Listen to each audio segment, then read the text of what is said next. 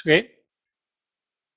Good morning, good afternoon, good evening, wherever you are. Nice to see you again. And sorry for the change of time for this live 3. We had to change the time, and I hope it was not a problem for some of you because we have an exceptional session today with a guest, which is very, very important. Jeff Fruhl is going to be with us, and as you know, is the co-founder and the CEO of Spreecast, platform that you are using, and we'll say more about him a little bit later. Before that, let's spend a little bit of time with a few announcements and have the first slide. Very quickly, let's say a word about the attestation of success. I have prepared for you a case which I hope will be quite interesting, a Boston Medical Instrument a case study. You'll have to answer a quiz of roughly 30 questions on that case and submit your own analysis, which will be corrected by peers because it's quite impossible for us to correct the whole thing, but I think it's also a good learning process. The fees to do this, the previous one, you're going to ask. The fees to do the attestation is $35 for student and $75 for professional, and you'll get all the information online for that. The certificate, the first finance certificate, the corporate finance certificate, we have already more than 300 persons registered.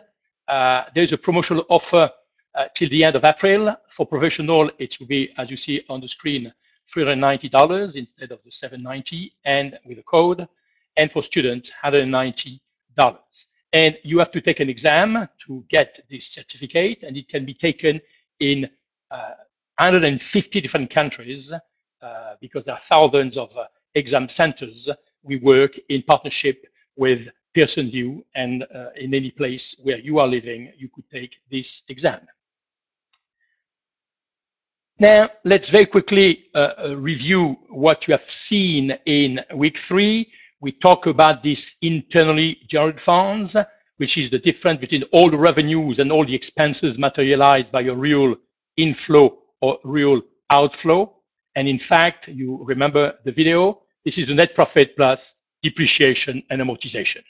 And then the cash from operation is this IGF, to which you add or deduct the increase or decrease in net working capital. And you have seen this is a very essential measurement. We discuss in week 3 the dynamic financing analysis, which is really looking how the company has financed itself in the past through time, which we look at the investment policy analysis, and we look at the financing source of the company through time. Obviously, the first one being the cash from operations, and if it's not enough, the other sources, debt issue, capital increase, etc. We are going to, after that, we saw the static analysis, and the slide is coming. I should have welcomed you by saying that I am surrendered very happily with David, who is in charge of this MOOC, and in the technical issues. So if there is a problem, the one to blame are Pierre and Arthur when there are problems. The static financing analysis measures the capacity of the company to pay back its debt in due time. The best way, as we have said in the video, is to do a business plan and project the cash flow in the future, but it is sometimes long, difficult. You have to make assumptions. And most of the time, because we are lacking information or time, we do a so-called quick and dirty analysis using some ratio like the net financial debt over EBITDA, etc. We are going to look at this ratio and we are going to apply them to our case, Gremlin. And I had asked you to look a little bit. Let's very quickly review, but this is a very quick review of what you've seen in the video. If you look at 1986, and you can increase probably the size of this table so that you can see the figures, you see that our internally generated funds in 1986 is quite interesting, almost 1.5 million euros. The change in net working capital is negligible, almost nothing, and therefore the cash flow operation is 1,427. Very, very nice. The investment are 397, so we are left with 1,030,000 euro of free cash flow after financial expenses. We could repay debt, but we don't have any debt. We pay dividends, 400, and therefore we have a surplus of 630,000. You remember that we started in a balance sheet with a net debt of minus 465. It means that we have more cash than debt. We have 465,000 of cash, and therefore the 630 are going to add to that to give a net debt at the end of 1996 of 1,095. And then when you look at 97, same analysis, you see that the internally generated fund is still quite good, more than 2 million, but now the change in working capital is becoming very significant, 1,642. And we are just left with a cash flow operation of 391. 391, but you see that the cash flow from financing is, the free cash flow before financing is becoming now negative. And therefore, the company had to find some outside financing. The company issued a new shares, an increase in equity of 1,975, which is bigger than what it needs, but it could be used in the following years, still paying dividends, 440, and therefore there is an decrease, in net debt of 411. So the cash of the company is increasing by that amount. So we add 1,095 plus this 411, we get to 1,506. And very quickly, 98, you see that the internally generated fund is still good, 2.5 million, but the change in net working capital is huge, negative of more than 5 million. Net working capital is exploding, and therefore the cash flow operation is now negative by more than 2.5 million. And the cash flow from investing, we still have to invest by 1.3 million, 1,323 exactly, and therefore the free cash flow is negative by almost 4 million, 3,867. We still pay dividends. We have a small share issue with Peanut. It's probably the exercise of some stock options. And therefore, for the first time, you see an increase in a net debt, 4,313. And this is offset by the surplus of cash that we had, and we finish for the first time in 98 for this company with a net debt which is positive, 2,807, which means that we have more debt than cash, which was the reverse of the previous years. Now, let's look at some very quick static financing analysis. One of the first ratios that we can look at, which is mentioned in the videos, is net debt over EBITDA. Financial debt, you have that in the case. You have the figures in front of you. And then we calculate EBITDA. EBITDA is EBIT, given in the P&L in the case, 1,873, 2,235, 2,761, to which you add depreciation of the year that you find in the cash flow statement, the second line of the cash flow statement, depreciation amortization. By adding these two things, you have EBITDA, 2,080,000, 2,744,000, 3,414,000 for 1998. And by doing the ratio of debt over EBITDA, you see negative 0.53. Of course, we have no debt, so there is no covering of debt. Minus 55 in 97, again, it's negative, no worry. And 98, 0.82. And you say, oh my God, 0.82 is quite good, because in the video, you say that until 2.5, you have no problem. Relax, don't get excited, my friend. This 0.82 is meaningless. Because remember one thing in the video, we said that this ratio is only valid if EBITDA can be transformed quickly into cash, because you repay your debt with cash. And this condition means that you don't have any change in net working capital. But in the case of Gremlin, the change in net working capital is very, very, very high. So this EBITDA, the 3,414 in 1998, are not available. So this 0.82 is meaningless. And you see something very interesting is that this static analysis, in particular, when you have a very growing, fast-growing company, I said earlier, this is a quick and dirty analysis. It's quick, but it's very, very dirty. And in fact, here, it has no meaning, so we can forget about it. The next calculation that you could do was to look at a ratio that we mentioned, the debt equity ratio. Debt equity ratio is net financial debt divided by equity. How many times when I'm using a euro of equity, I'm using of net financial debt?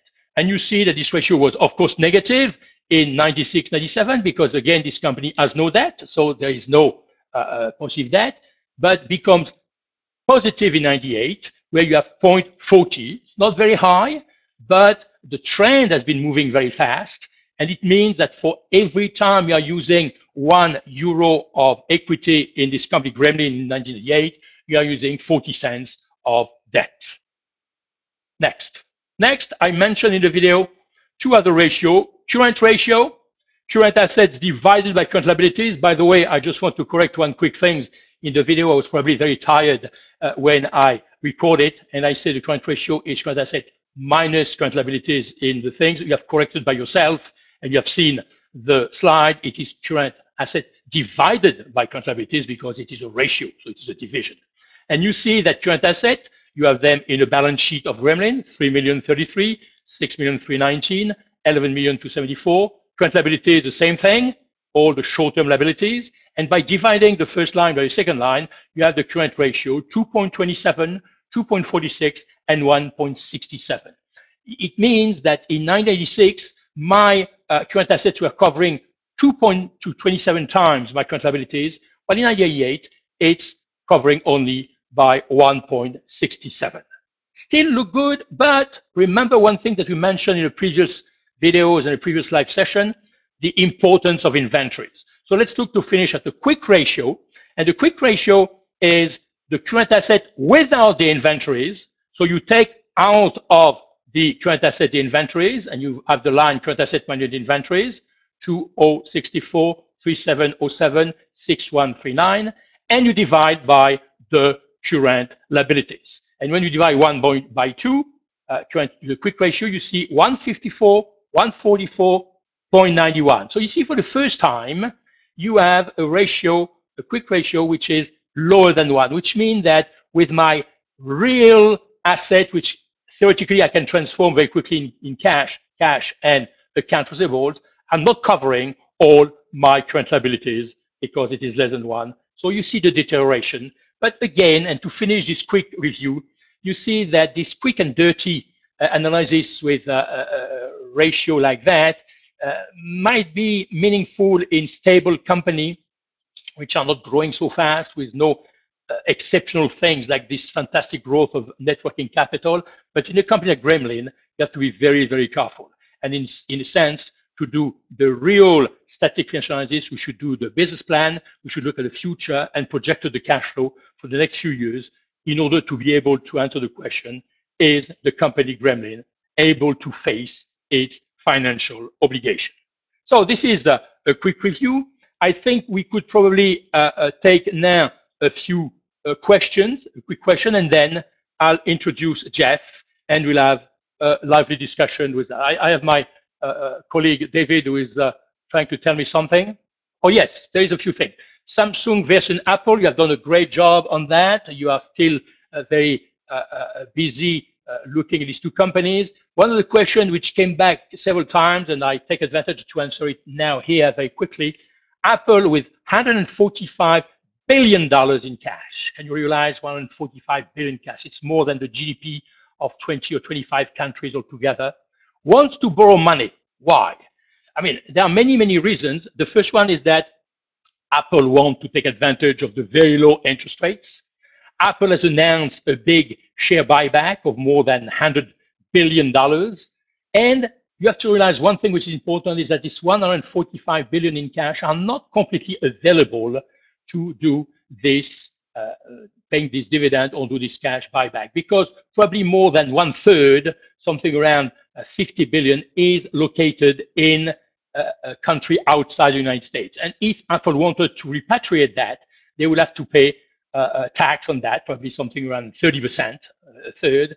And they want probably to avoid that. So they are keeping this cash there, and they prefer to borrow money to do what they plan to do instead of repatriating that cash, waiting maybe that one day there will be another rule, another law of tax repatriation. It will be cheaper for them to repatriate this cash from foreign countries. So you see sometimes in finance you have some strange situation where we are very rich and you still borrow money. You want to enjoy the low rate, and don't forget that when you borrow money, you still also enjoy tax protection, a tax reduction, because interest, as you know, are tax deductible. So I think it's a very quick answer.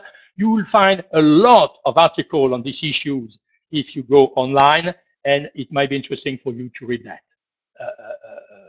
if you have a little bit of time. Good.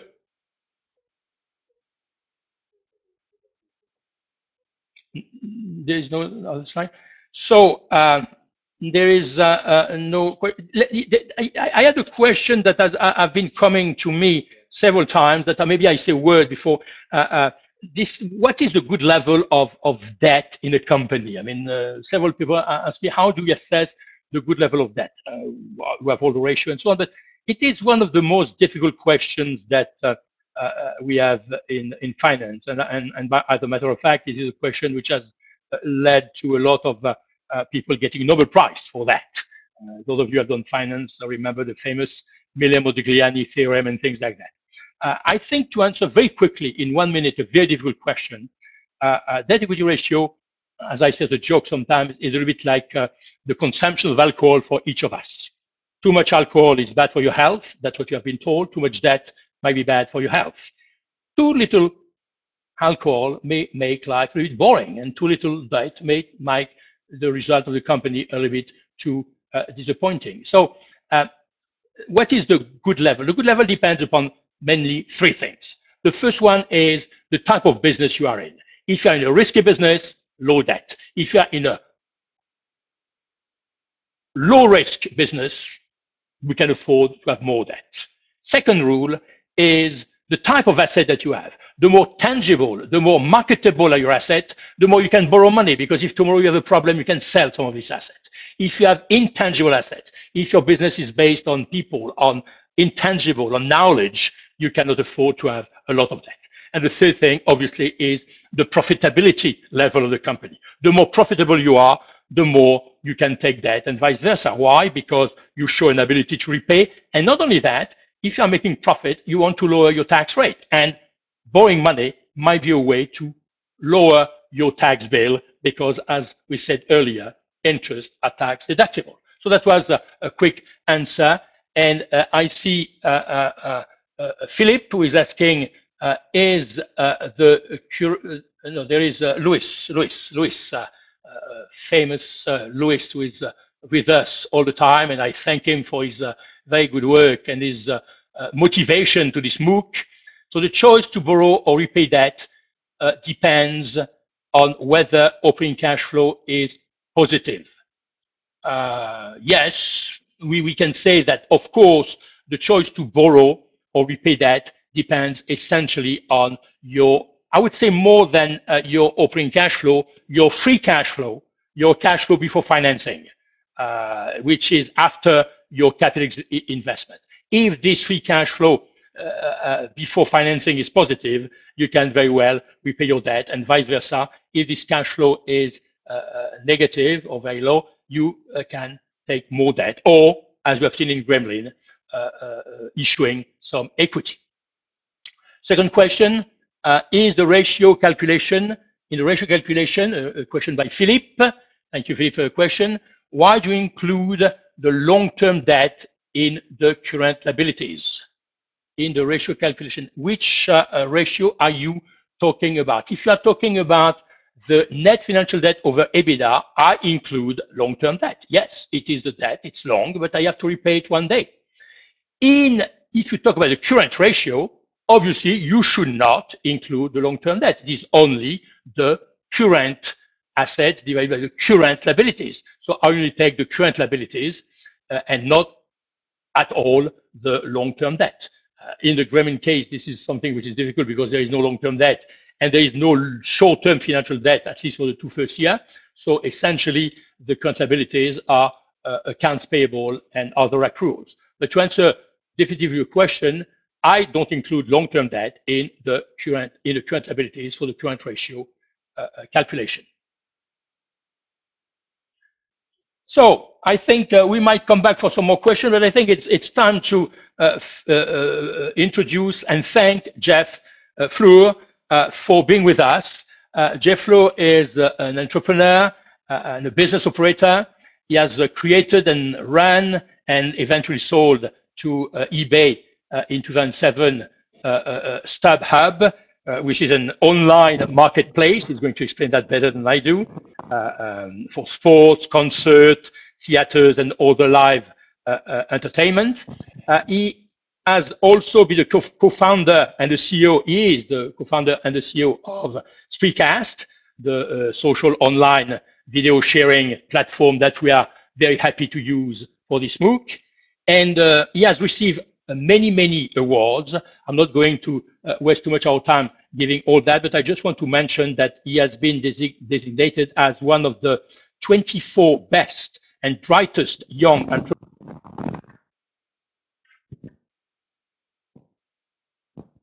I think we might have just lost Mark there for a second. Hopefully he will be back momentarily.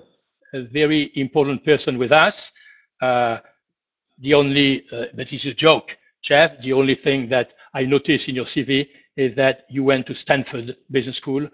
You should have gone to Harvard, but no, there is no problem. Stanford is a great place and a great school. So I hope that we are in connection now with Jeff. Jeff, can you hear me? Yeah, I can hear you fine. We lost you there for one little second, but you're back. So I think we're all good now. Okay. Thank you very much, Jeff, for being with us. And we really appreciate your time. I was making a joke that I think the only thing that I found questionable in your CV is perfect, but you went to Stanford instead of going to Harvard. But that's a joke. Stanford is a great place. And thank you for your time. We appreciate really that you are with us. I would like to ask you maybe a first question. As you know, we are in a MOOC in financial analysis, and I'd like just to know what an entrepreneur like you, what entrepreneur in general should understand and know in finance. What are the main things, if you can summarize that in a few minutes or seconds, I don't know, that an entrepreneur as yourself should know in corporate finance? Yeah, sure. Well, first of all, Mark, thank you very much for having me today. I'm really excited to be talking to you and the rest of the folks here. I think I started my career actually in corporate finance, and so I worked on Wall Street, and I worked at the Blackstone Group. So I studied in school and actually applied a lot of the theories and methodologies that you're talking about in this class. And I was watching a little bit of the beginning of this class and was remembering some of the formulas and ratios that you were talking about. I think when it comes to startups, I think it's a little bit simpler, generally speaking, although some of these same principles apply. But it generally comes down to a couple of key things.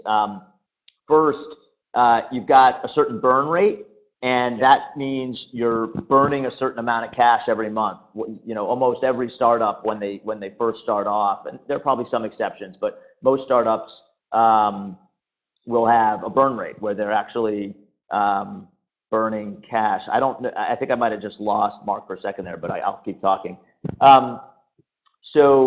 Every month you're burning cash, and you need to know how much you're burning, and ideally you're kind of understand what are the key components of that burn rate. A lot of times it's people, it's the human resources on the team that are burning the primary piece of the burn rate. And so that's the first thing, is understanding the burn rate. The second thing is understanding, okay, how much cash do we have in the bank? And the cash in the bank divided by your burn rate is really your runway. It's the number of months that you have before you run out of cash. And so what you want to make sure when you raise capital, that you raise enough capital so that your runway is I like to say at least 12 months, preferably 18 to 24 months of runway each time you raise cash, because that gives you enough time to really achieve milestones, achieve key milestones in the business, whether that's user growth or monetization and revenue, or a little bit of both, or whatever the milestones are that you're trying to achieve. You need enough runway, enough time to be able to achieve those milestones. So a lot of the key things are, okay, how much cash do we have? How much cash do we need to raise? What's our current burn rate in order to get that runway of at least 18 to 24 months? Another couple things within the finance realm that are important are sort of understanding the various sources of venture capital. So where could capital be secured? So people often go to angel investors as a source of capital early on, or venture capital firms. Angel investors tend to be individual investors who might invest 25,000 or 50,000, or in some cases 100,000 or more per individual, and you can sort of cobble together a number of angel investors, or sort of pass the hat, if you will, and raise $500,000 or $1 million from angel investors. You can also go to venture capital firms, or sort of institutional sources of capital. And institutional sources of capital tend to want a little bit more traction. They tend to look for companies that are a little bit further along, and tend to shy away from, sort of the pre-launch kind of idea-based companies where it's just a slide deck and an idea. They tend to like the company to have launched in the beginning, have the beginnings of sort of user adoption and user growth. So that's one of the key differences between the venture capital community and the angel investors. And then, of course, you could go to family and friends, to the extent that that's an option that you may have. One other thing that I think is a really interesting source of capital, and it plays into what you were talking about just now with things like the debt ratio, is there is this sort of industry of what we call venture debt, where after you raise some equity capital from a venture firm or from angel investors,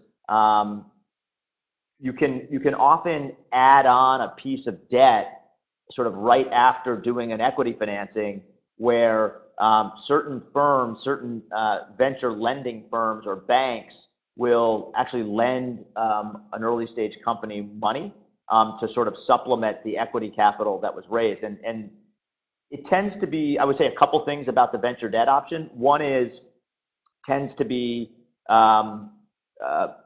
it tends to be more available in markets that are very strong. So when the stock market and the economy is really strong and everybody is sort of excited about early stage venture capital, then venture debt is available. When things kind of go south, a lot of times the venture debt market sort of dries up, and there's not really a lot of possibility to raise the venture debt. But it can be a really nice low cost of capital way to supplement your financing. Thank you very much, Jeff. It's a fantastic answer, which is in itself a kind of a short course in entrepreneurial finance that you just gave us. And I'm very glad that you stressed the importance of cash. You talk about the cash burn, and cash is king, as we say very often. And I think in a startup and in a growing company, this is even truer than everywhere else. I'd like to ask you another question about, and I know the answer, but I'd like you to elaborate a little bit on that. How crucial is the business plan? Because a lot of people have ideas. I want to create a business, but very often their business plan is not solid or is not strong enough. So what advice would you give to people who want to start a business in terms of building their business plan? Yeah, so I would distinguish sort of two concepts here. One is, the sort of formal business plan, which is, generally people think about it as sort of a written document that is written kind of in paragraph form, and it may have an executive summary and then various sections about what your plans are. And then the second concept is more of just, what are your plans in your brain? Like, what's your idea? What's the market opportunity, and how are you thinking about it? I think as far as the former is concerned, in terms of a formal written document, I tend to think that those are not so necessary. A long paragraph form document that describes the business is not critical in today's fundraising environment. What tends to happen much more frequently is there'll be a slide deck. So, a deck that's put together either using something like PowerPoint or Keynote, where you may have 15 or 20 slides that, give a quick sort of overview of the market opportunity and the business and the product and the competition and the barriers to entry and the team and things like that. So I think something that's sort of lightweight and quick, like a deck, is a better option than sort of a very formal business plan. But having said that, it's important, even in putting that deck together, it's important that you have, some ideas and thoughts about what you're doing, why you're doing it, why there's an opportunity there, and sort of being able to articulate that in a meeting verbally, as well as in something like a slide deck. So I think having those ideas and plans are important, but having sort of a formal 35-page document in paragraph form, I think, is not important. And I guess also success helps success. I mean, did you see a lot of changes when you started Spreecast, given the fact that you have been very successful before with StubHub? I mean, were the doors more open to you? Were the venture capitalist easier to talk to, or the angels? I mean, does the fact of having been successful in one venture helps going to another one? I think there is some. We know the answer, but how you summarize your experience in that field, or vice versa? How a failure in the first place make it more difficult to start again? Maybe less in the United States, I know, than, for example, in Europe, where if you fail the first time, it's almost impossible to start again. Yeah, I think so. You bring up a couple points there. That latest point you talked about was sort of a culture of innovation and a culture of where failure is okay, essentially. I think we have the benefit here, particularly in the Bay Area, but also in New York and probably largely around the country in the U.S., where innovation requires entrepreneurship, and entrepreneurship doesn't always succeed. I mean, there's an element of experimentation and that we all do as being entrepreneurs. And I think if you have a culture where that is frowned upon, it makes it difficult, with societal pressures and such to have entrepreneurs be motivated, because if they're going to all be laughed at if they fail, then it's hard to kind of spark that innovation. So that is an interesting point. I think in terms of what I've seen, in my own sort of experience, yes, absolutely. Having a success like StubHub is definitely helpful in starting another company. And it can be helpful with recruiting. It can be helpful with raising capital. It can be helpful with convincing business partners or customers to use your product because they have some level or degree of trust. Credibility has increased.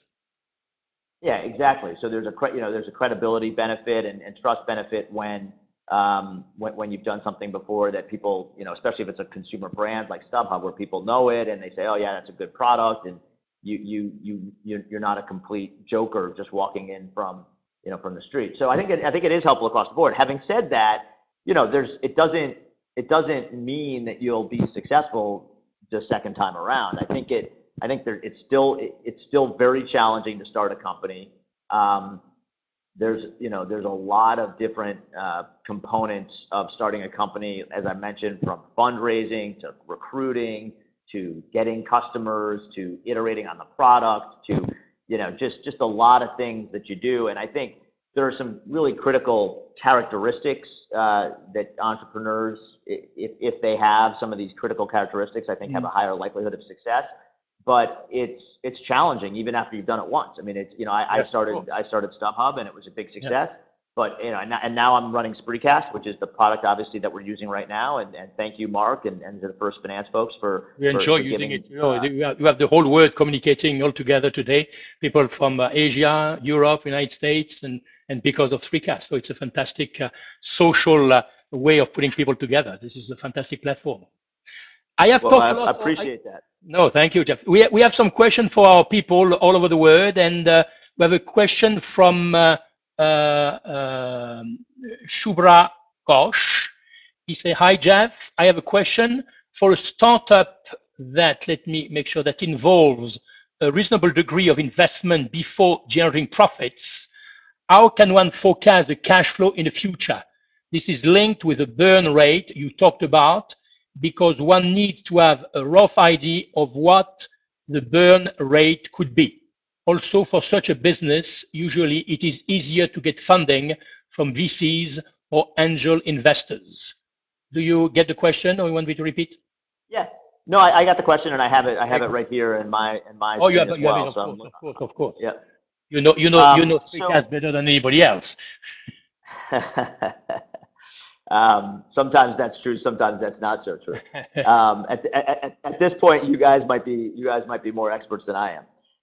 So I think look, it's very challenging to forecast cash flows for a startup company. I can tell you for Spreecast, I mean, this comes home very close, because with our company, Spreecast, it's quite challenging. Looks like we just lost Mark again, but I'll just keep talking.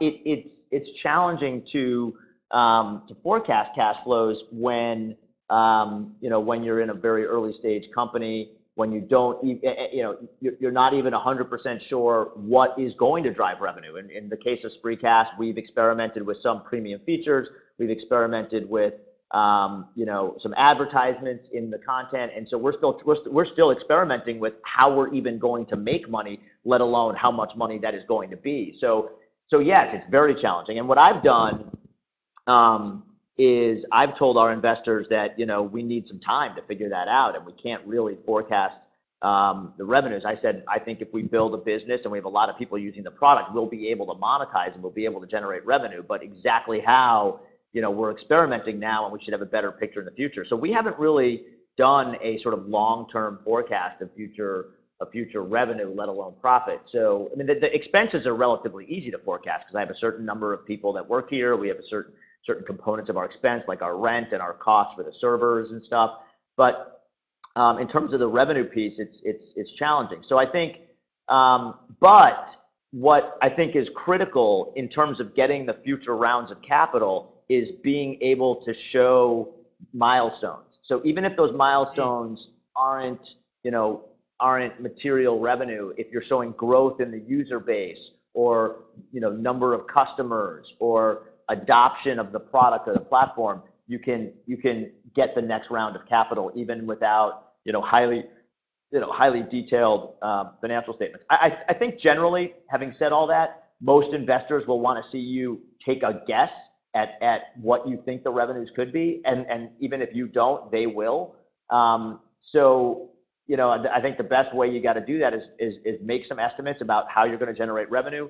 What are those drivers going to be? Is it number of users times amount of advertising revenue? Is it number of users times a cost per month per user? Is it some other formula that drives the revenue? And then in an Excel spreadsheet, try to forecast that out either monthly or yearly, just to take the best guess you can take. But a lot of times it's much more art than science, and you've got to sell your vision and your idea and the opportunity as much as you're sort of selling these future cash flows.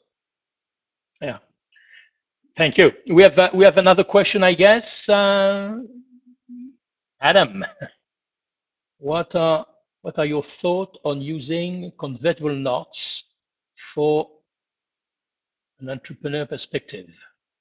Yeah, so convertible notes are, I think, a really popular form of structure for raising capital, particularly from angel investors. Many angel investors are very used to convertible notes. The way a convertible note works at a high level is that you raise money from investors. The investors get a deal that basically says they're investing a certain amount of money without it allows that investor to get the same security that the next round of investors would get, but they get it at a slight discount to those investors, and they are able to, and so it does a couple things.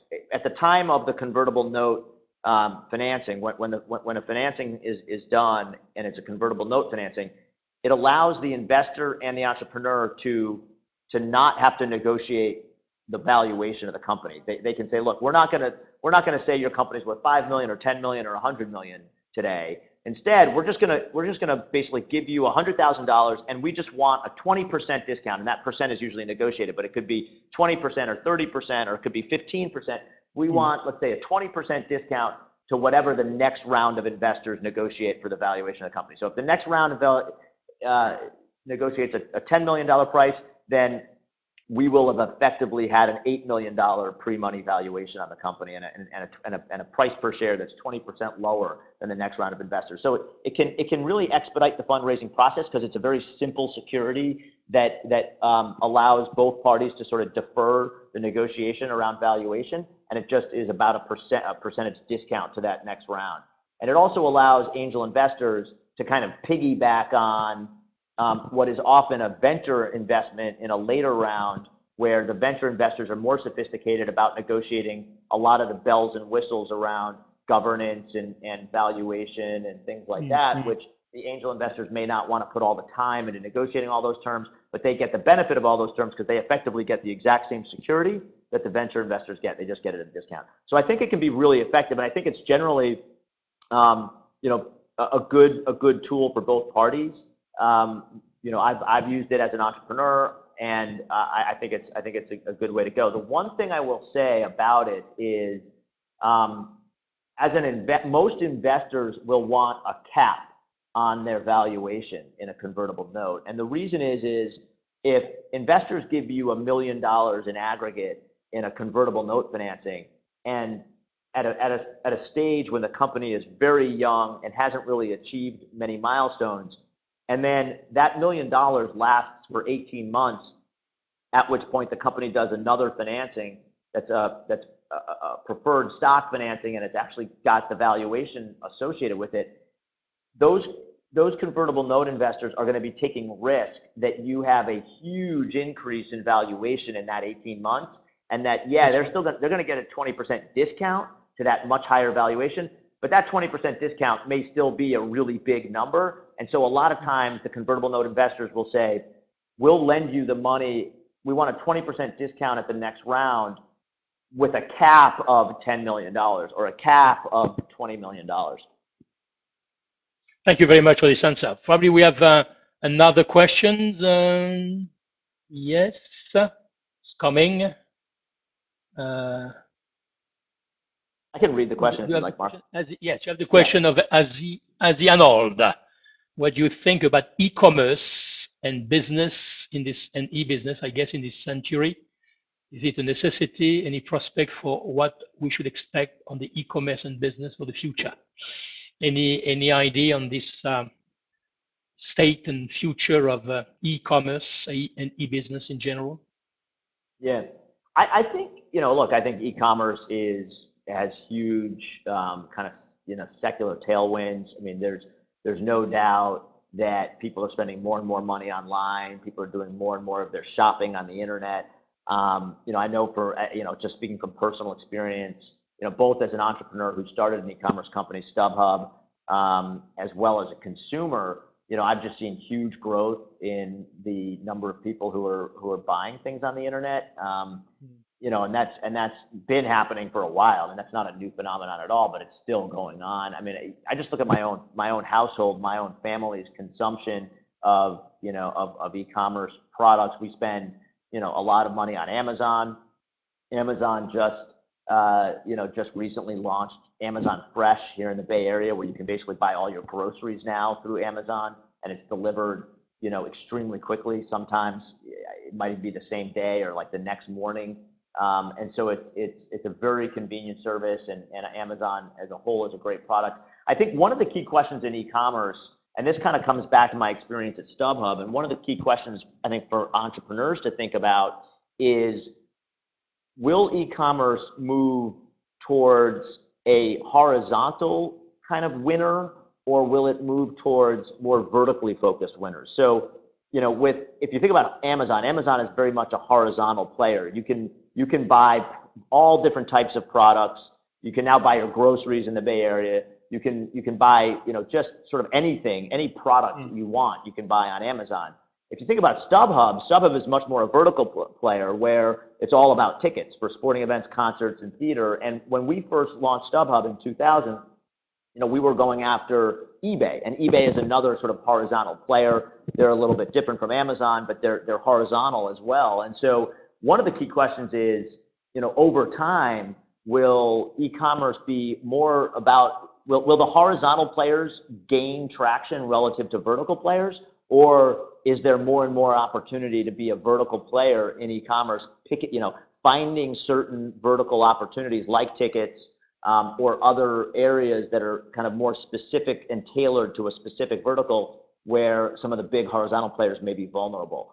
What we saw in tickets, and the reason why I felt there was an opportunity in the ticket space, is that tickets have some specific kind of challenges associated with them and specific customer needs.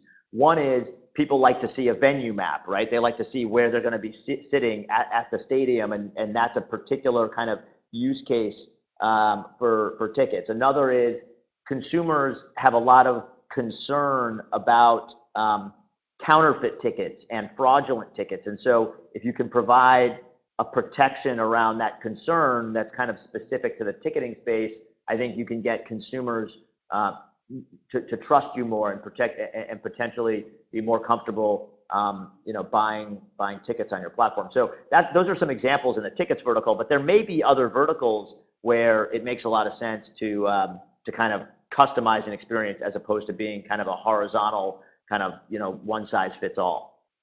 And you think this horizontal and vertical approach will coexist, and there will be niche for this vertical things like StubHub was,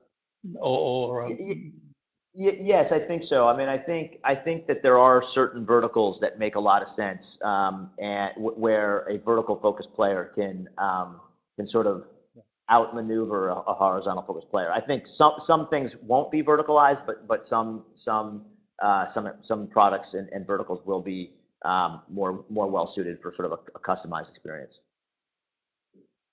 I'm sure we'd love to spend much more time with you, Jeff. It's fascinating. There is a question from the First Finance Institute. Could you speak, I guess, rather quickly, because it's a long story, to us about your StubHub story? Sure. Which is a fascinating story. Yeah. So, so I was at, as I said, I started my career in corporate finance. I was working, at the Blackstone Group in New York doing leveraged buyouts. I was 22 to 24 years old. And this was 1996 to 1998. So, for people who were sort of adults or young adults during that time, we all remember that was kind of the first kind of rise of the .com, sort of era. And there was huge kind of exciting growth happening with a bunch of companies that were sort of startups, but were starting to go public. Companies like eBay and Amazon and Netscape and Yahoo were kind of the internet 1.0 companies that were having a lot of success and were going public. And I was watching that. I was in New York City, and I was watching that from my office in New York City while I was working on generally these kind of large manufacturing transactions where we were buying, kind of old school manufacturing companies in Middle America. And so I kind of felt like it was a lot more exciting to me to be involved in the internet economy. And so I made a decision to move out to San Francisco to kind of get into the mix. Originally, I took a job with another private equity firm out here that was focused on kind of technology and healthcare and sort of more fast growing industries. And then shortly thereafter, I spent about a year there, and then I went to Stanford Business School. And it was while I was in business school that I kind of met my co-founder of StubHub, and we were sitting at lunch one day. We were talking about different startup ideas, both of us had aspirations to start a company, and we started talking about tickets, and we started talking about, you know, the resale of tickets and ticket brokers and sort of the whole kind of fragmentation around ticket brokers in the U.S. There are, you know, sort of, there's over 1,000 ticket brokers in the U.S. These are sort of mom and pop businesses that tend to serve like a regional market. They might be focused on New York City or San Francisco or Los Angeles, and you know, they basically buy and sell tickets, and they try to make money by buying a ticket for $100 and selling it for $150. And so, you know, and if you wanted to go to a sporting event or a concert that was a high demand event, and if you wanted to sit in a good seat, you basically had to buy tickets from ticket brokers because they sort of controlled all of the best tickets and best seats. So we started talking about the space. We estimated that it was a multi-billion-dollar market, potentially as big as $10 billion. And we said, you know, there's a big opportunity to create efficiency and transparency in this market and really focus on consumer trust. And so we put together a business plan. We submitted our business plan to the competition that Stanford has, where every year they have a business plan competition, and you submit a business plan, and the six companies are chosen as the 6 finalists, and then those 6 finalists are able to present in front of a panel of judges of what typically are venture capitalists, who sort of choose a final winner, and then the winner, I think, was going to get like a $25,000 sort of stipend, or not stipend, but basically a $25,000 check from the school that would be, you know, non-recourse, and you could just sort of use it to start your company. And so, you know, we actually submitted our business plan into that competition. We were selected as one of the 6 finalists, and then we looked at each other and said, gosh, we actually don't want to win this thing because we want to start the company, and we don't really want to we don't want to attract attention to what we're doing. We'd like to sort of stay under the radar screen while we're building, you know, the first version of the product. Exactly. So we actually pulled out. We didn't show up we didn't show up as one of the, even though we were chosen as one of the 6, only 5 companies showed up to present their business plan. And we started working on the company. I was in my first year at school, and we started talking to, you know, industry executives from the music industry, the sports industry, the entertainment industry, people who sort of knew something about tickets. Most people told us we were crazy. Most people said, you know, the notion of sort of a legal and legitimate marketplace for tickets would never happen. But a few people said, yeah, you know, I think the market's ready for this. And you could tell that eBay was already starting to, you know, provide a marketplace for event tickets, and Craigslist, which is another company here in the US, was starting to provide a marketplace for tickets. And so some people bought into it, and we were able to raise a small round of kind of friends and family and sort of angel investor capital. It was about $550,000 in the summer of 2000. And we built the first version, kind of a beta version of our website that fall, and then launched in October of 2000 with a beta that was really focused just on the San Francisco kind of Bay Area market for sporting events and concerts, just in this one single geographic market. And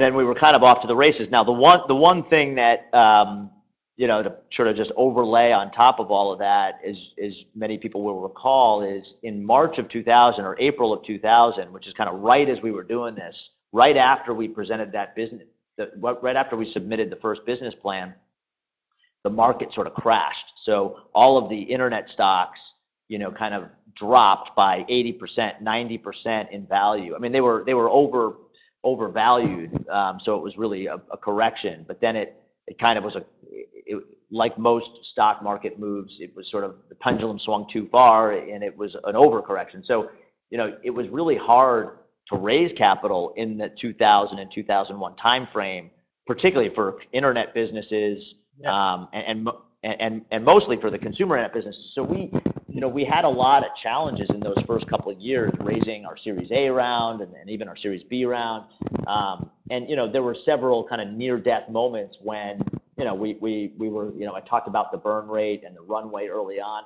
You know, there were moments when, you know, we might have had a month of cash left, and, you know, and no real prospects for, you know, we had talked to, you know, tens, if not hundreds of investors, all of whom passed and said no, thank you. When suddenly we found someone at the last minute who agreed to invest in the company. So, one of the things I will say about the StubHub experience that I've learned is, persistence is just absolutely vital in starting a company. Entrepreneurial kind of persistence, which I think comes from passion. So you need to be passionate about what you're working on, and assuming you're passionate about what you're working on, you'll have just sort of this basically unending persistence to run through brick walls to achieve what you're trying to achieve, and that is what I think got us through at StubHub, and I think it's what gets entrepreneurs through through various endeavors. Even the most successful companies, even the eBays or the Amazons or the Facebooks or the Twitters or whatever else, those companies, almost all of them, if not all of them, go through ups and downs. Starting a company is a roller coaster ride, and it's not, even for the most successful companies, it's not just straight up and to the right. You've got to kind of have the wherewithal and the persistence to kind of get through those times. You have already probably answered the question or part of the question, but we have Stefan who is asking a question. You mentioned the critical characteristic of entrepreneur. What are the most important of them? So you already mentioned this really passion and idea that you have to follow in any case. Anything else that you would mention as a critical characteristic of being a successful entrepreneur? Yeah, so I think like persistence. Yeah, I think persistence is probably number one. Just sort of an unwavering persistence towards achieving the goal. And I think, as I said, I think that comes from passion. So being passionate about what you're working on, and then just kind of moving forward through all the ups and downs, probably number one. I think number two is probably being scrappy. So and what I mean when I say scrappy is figuring out how to get a lot done with a little. So how do you get a lot done with a little capital? How do you achieve? Yeah. Oh, being very aware of minimizing your expenditure. I think I might have just disappeared for a second there. Sorry about that, Mark. Oh, you are back. You're back. Yeah, I'm back. So sorry about that. Being scrappy, yes, I think it's very important. Yes, you're right.